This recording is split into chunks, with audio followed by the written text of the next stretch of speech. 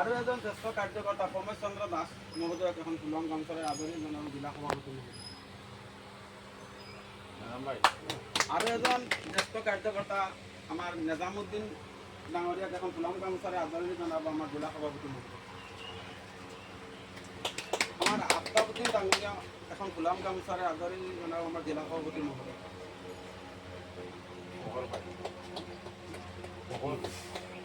আমাৰ আৰু এজন জ্যেষ্ঠ কাৰ্যকৰ্তা ফখৰুদ্দিন ডাঙৰীয়াক এখন ফুলাম গামোচাৰে আদৰণি জনাব আমাৰ জিলা সভাপতি মহোদয়।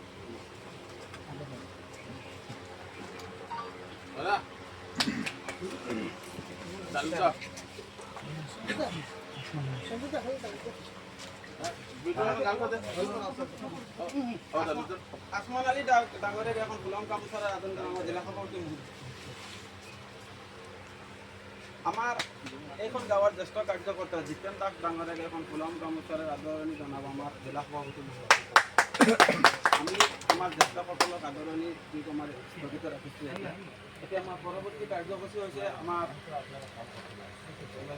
যিসকল নৱগঠিত ৱাৰ্ড মেম্বাৰ